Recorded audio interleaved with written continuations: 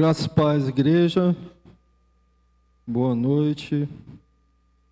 Mais uma vez, uma alegria estar com os irmãos aqui para meditarmos na palavra do Senhor e meditarmos sobre o tema do mês de junho, que é seguindo a Cristo e fazendo discípulos. Então, eu já vou pedindo aos irmãos, mas não para lermos nesse momento, que abram as suas Bíblias no livro de Tiago. Daqui a pouquinho nós vamos ler no capítulo 1, dos versos 2 ao 4. Mas antes de fazermos essa leitura de Tiago, em que nós hoje à noite iremos meditar sobre o fato de crescermos como discípulos, desafios e promessas. No último domingo à noite, o pastor Ronaldo trouxe para nós a palavra em João, no capítulo 15, versos 1 ao 8, em que nos foi apresentada, essa palavra para que nós meditássemos sobre o discipulado na caminhada diária. E aí, nessa pregação, pastor Ronaldo, nós fomos lembrados de que para caminhar com Cristo, nós precisamos de um envolvimento diário. Nós precisamos permanecer em Cristo como fundamento do discipulado. Só que, irmãos, vejam, permanecer no discipulado, às vezes a gente não se toca bem disso, de como isso exige de nós resistência e de que permanecer no discipulado nem sempre é algo confortável, nem sempre é uma coisa fácil de fazer, porque para permanecer é necessário estar disponível ao agir de Deus. E em certas ocasiões esse agir de Deus significa que nós seremos podados. Nós teremos arestas que serão aparadas. E aí, isso acontece para tirar aquilo que nos atrapalha a dar mais frutos. E se estamos sendo podados por Deus, passando pelo processo de correção do Senhor, se nós estivermos dispostos a viver esse processo, certamente nós daremos mais frutos. E aí, eu fui fazer uma breve pesquisa de por que se poda. Normalmente, nós sabemos que poda acontece com árvores, acontece com plantas. E por que se faz poda? Tecnicamente falando, a poda de árvores é importante para a saúde, segurança e aparência das árvores, bem como para garantir a segurança de pessoas e propriedades. Então, as razões para podar incluem remoção de galhos mortos, doentes ou danificados, controle do tamanho e forma das árvores e prevenção de danos a estruturas e fiação. Interessante que lá na universidade agora, à tarde e à noite, nós estamos sem aula, porque houve poda de árvores e houve uma danificação dessas árvores ao sistema elétrico da universidade. E vários pedaços da universidade estão sem energia elétrica. Mas eu também queria trazer para vocês a razão para o enxerto em árvores. E a razão para o enxerto em árvores é a combinação de características desejáveis de diferentes plantas, que pode resultar em árvores mais resistentes, produtivas e com frutos de melhor qualidade. Então, quem tem planta em casa, quem já chegou nessa fase, cuidar de planta, como o pastor Ronaldo estava nos falando aqui no domingo, você sabe que às vezes isso você faz em rosa do deserto, você faz enxerto em rosa do deserto para que ela cresça e fique mais bonita. Não sei fazer isso não, mas tem um pessoal aí que sabe fazer isso. Meus irmãos, Deus nos enxertou na videira verdadeira que é Jesus. E estando na videira verdadeira, nós somos regados por sua palavra, nutridos por seu corpo e sangue, e somos cheios do seu espírito. E assim podemos viver para ele e não para nós mesmos. Ramos vivos vivem porque permanecem em Cristo.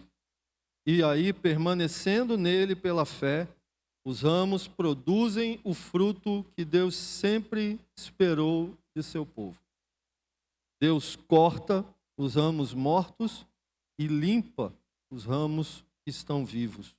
Os que creem que são os ramos vivos são aqueles que continuam dando muito bom fruto para a glória de Deus Pai. E esses que continuam dando fruto são exatamente aqueles que suportam aquilo sobre o que nós vamos falar na noite de hoje. São exatamente esses que continuam dando fruto, os que suportam provações e dificuldades. E agora eu vou pedir aos irmãos para nós lermos juntos a carta de Tiago, no capítulo 1, dos versos 2 ao 4. O título desse trecho, na minha Bíblia, é Os Benefícios das Provações. E aí você entende porque o tema da noite de hoje é Crescendo como Discípulo, Desafios e Promessas.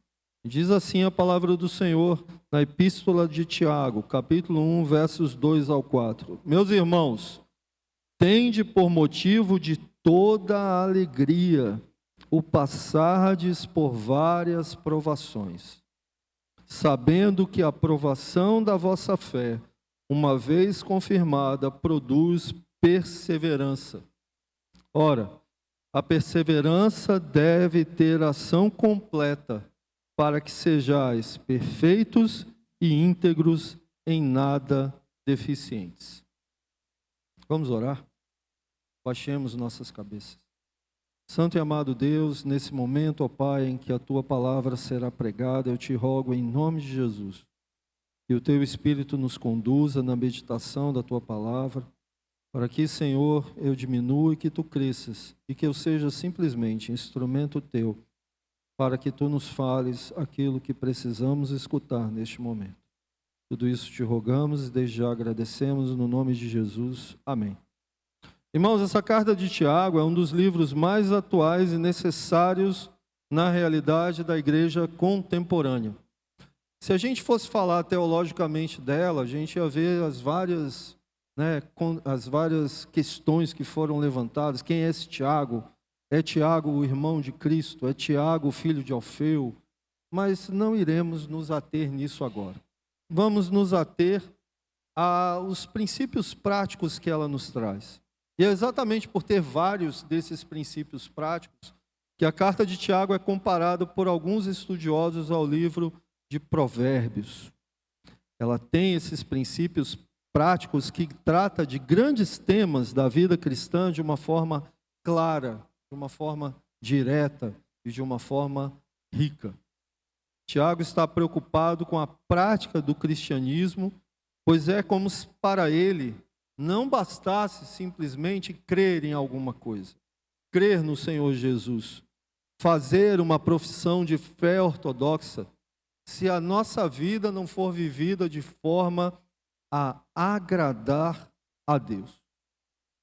A leitura deste livro nos desafia a fazer um balanço da nossa própria vida, fazendo um diagnóstico da nossa própria experiência como cristãos. É impossível colocar-se diante do espelho deste livro sem identificar a necessidade de sermos corrigidos pelo Senhor.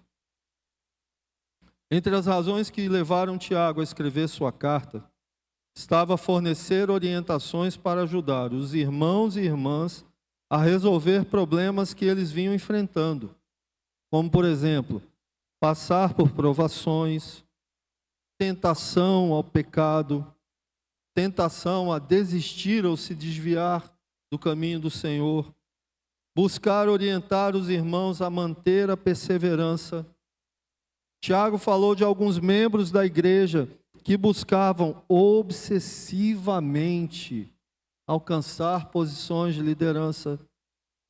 Tiago falou sobre alguns crentes que estavam falhando em viver aquilo que pregavam, outros que não conseguiam dominar a língua, e alguns crentes que estavam vivendo em guerra uns contra os outros. Alguns desses problemas são os mesmos que enfrentamos hoje. Para Tiago, a raiz de todos esses problemas estava na imaturidade cristã. Por força ou por escolha, o contexto em que Tiago escreve essa carta, ele escreve para irmãos judeus daquela época, que estavam vivendo por toda a parte do Império Romano, que tinham sofrido essa diáspora, esse espalhamento por vários locais do Império Romano. Eles são crentes. Mas uma coisa que nós vemos é que eles também são perseguidos. São crentes, mas tiveram seus bens saqueados. São crentes, mas são pobres. E muitos deles estão sendo oprimidos por outros irmãos ricos. São crentes, mas ficam enfermos. São crentes, mas sofrem. Vida cristã não é redoma de vidro. Vida cristã é uma estufa espiritual. Melhor dizendo, não é uma estufa espiritual. Não é colônia de férias. Vida cristã é campo de batalha. Não somos poupados dos problemas. Temos a Cristo nos problemas, durante os problemas, enfrentando os problemas. Só que hoje, a gente continua fazendo as mesmas perguntas, talvez para as quais Tiago desejou oferecer uma resposta. Então a gente continua perguntando, por que crente fiel fica desempregado? Por que é que um crente fiel sofre com câncer? Por que crente tem depressão? Por que crente fiel enfrenta o luto e passa por duras e amargas provações? Por que sofre prejuízos? Por que fica doente, prostrado em cima de uma cama? Por que são injustiçados? Meus irmãos, Deus nos adverte a esperar provações. E a tribulação, por mais que a gente não goste, é um dos melhores testes para a maturidade cristã. Veja, o povo de Deus descobre o verdadeiro tipo de fé que tem quando passa, exatamente quando passa, pelas provações pessoais. As provações desenvolvem nossa fé e nosso caráter cristão. Tiago escrevia para judeus que passavam por provações e ele desejava encorajá-los. Falando sobre as provações da vida cristã, a Epístola a Tiago nos ensina algumas verdades fundamentais só nesses 3 versículos que nós lemos, do 2 ao 4. Em primeiro lugar, provações são compatíveis com a fé cristã. As provações, as experiências dos filhos de Deus, melhor dizendo, não são acidentais. Nós temos um Pai Celestial amoroso, que controla os assuntos deste mundo e que tem um propósito por trás de cada ato, por trás de cada coisa que acontece a nós, de tudo que nos acontece, de tudo que nos acomete. E os cristãos devem esperar provações. Porque veja, Tiago não diz se houver provação. Ele diz mais uma vez confirmada. Ou seja, uma vez que a provação veio, uma vez que a provação ocorreu. Qual o propósito de Deus com as provações? Muitas vezes as provações vêm para aperfeiçoar o caráter cristão dos seus filhos. Lembra da poda? Lembram de aparar as arestas? Mais ou menos a mesma coisa. Deus quer que seus filhos amadureçam. Ele diz aqui no verso 4, para que sejais perfeitos e íntegros, em nada deficientes. E apenas o laboratório da vida é capaz de nos trazer maturidade. A provação traz perseverança, que por sua vez leva o crente a ter uma maturidade mais profunda com Cristo. Deus fez José passar por 30 anos de teste para poder fazer dele um rei. Pedro passou 3 anos em teste para transformar-se de areia em rocha. Paulo passou por muitos testes e cada um deles ajudou a amadurecer seu caráter. É necessário que o cristão tenha fé para confiar em Deus durante os momentos de provação. Mas saber que Deus tem um propósito divino em mente ajuda a nós nos entregarmos a Ele. Os irmãos, nós somos povo da dispersão. E por isso enfrentamos provações. Nós somos peregrinos neste mundo. Nosso lar permanente não é aqui. Nossa pátria está no céu. As provações, então, que enfrentamos aqui visam nossa maturidade espiritual. Por isso, as provações, nós podemos entender que elas procedem, primeiro, de nossa humanidade. Somos humanos. Olha, sofremos doenças, sofremos acidentes, sofremos desapontamentos, faz parte de ser humano. Segundo, as provações procedem da nossa pecaminosidade. Meus irmãos, nós criamos problemas, tanto com a nossa língua, quanto com as nossas atitudes. Veja bem, uma pessoa que morre de câncer, por exemplo, depois de ter fumado por dezenas de anos, não pode culpar a ninguém por sua morte. Muitas vezes, nosso sofrimento é resultado de nossas escolhas erradas. Não adianta ficar olhando para o céu e perguntando, Senhor, por quê? Por quê? Às vezes a gente sabe por quê. A gente só não quer reconhecer que sabe. Mas muitas vezes sabe. Terceiro, provações procedem de nossa vida cristã. Muitas tribulações nós as enfrentamos exatamente por sermos cristãos. Porque Satanás, o mundo e a própria carne lutam contra nós. Mas, por fim, as provações visam trazer glória ao nome de Deus. Olhe, João registra a cura de um homem cego de nascença. E a Bíblia nos diz que ele nasceu cego para que nele fosse manifestada a glória de Deus. Então, as provações, em primeiro lugar, nos ensinam que as provações são compatíveis com a fé cristã.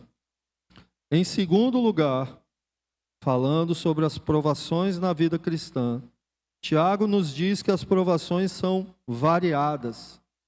A palavra várias vem do grego poikilos, E esta palavra significa de diversas cores, multicolorido. Então as provações são policromáticas. Deus tece todas essas provações e faz delas um lindo mosaico. No entanto, todas as coisas cooperam para o bem daqueles que amam a Deus. É o que Paulo nos diz em Romanos 8, 28. Para cada cor de provação, existe a graça suficiente de Deus para nos sustentar. A graça, a multiforme graça de Deus. Há provas fáceis e provas difíceis. Há provas que precisamos do Senhor para nos ajudar. Mas também há provas que enfrentamos sozinhos. Todos nós teremos nosso Getsemane. Deus sabe o que está fazendo em nossa vida. Como um escultor, Ele está esculpindo em nós a beleza de Jesus. Em terceiro lugar, Tiago também nos ensina que as provações são passageiras. Depois da noite, vem a manhã. Depois da tempestade, vem a bonança. Não vamos ficar estacionados nessa arena de provações. Nós estamos passando por elas. Alguns passam mais rápido, outros passam mais devagar, mas todos passam. Provações também são pedagógicas. Muitas vezes elas nos ajudam a avaliar a genuinidade da nossa fé. As provações da nossa fé trabalham, na verdade, por nós, não contra nós, porque produzem perseverança. Deus está no controle da nossa vida. Podemos confiar nisso. E por isso, tudo tem um propósito. Em quarto lugar, nessa ideia de que as provações são pedagógicas, né? Nas provações da nossa vida então é testada. E aí, Paulo, além de dizer que todas as coisas cooperam para o bem daqueles que amam a Deus, ainda diz que a nossa leve e momentânea tribulação produz para nós eterno peso de glória. Porque Deus sempre nos prova para produzir o melhor em nós. Então, em Efésios, capítulo 2, versos 8 a 10, Paulo diz que Deus trabalha por nós, em nós e através de nós. Assim como Ele trabalhou em Abraão, em José, em Moisés, antes de trabalhar através de cada um deles. E é assim que Deus faz com você, meu irmão, que Deus faz comigo e faz com todos nós ainda hoje. A perseverança, ela visa nos levar à maturidade. Crentes imaturos são sempre impacientes. E essa impaciência pode acarretar graves consequências. Abraão coabitou com Agar. Moisés matou o egípcio. Sansão revelou seu segredo para Dalila e Pedro quase matou Malco. Maturidade não se alcança apenas lendo o livro. É preciso passar pelas provas. É para isso que as provações vêm, para nos trazer, nos levar a essa maturidade. E aí, qual deve ser a atitude com que vamos enfrentar as provações da vida.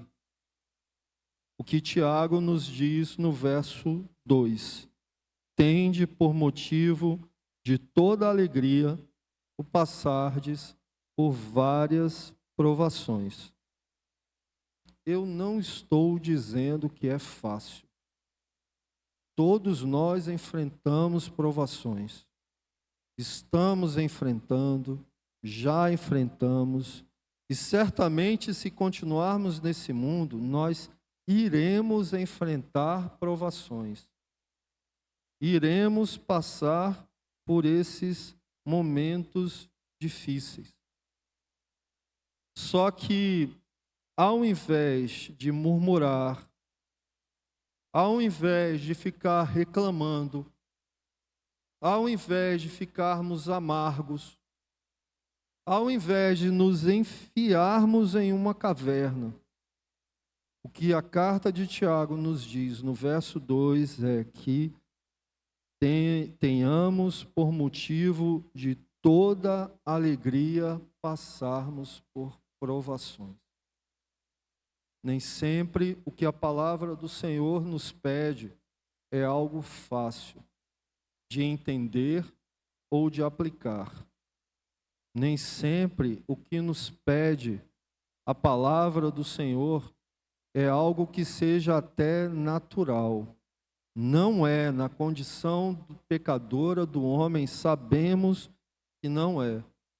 No entanto, essa alegria é confiança na soberania de Deus, na soberania de que Ele está no controle, de que Ele sabe o que está fazendo e de que Ele sabe para onde está nos levando. Que o Senhor nos abençoe.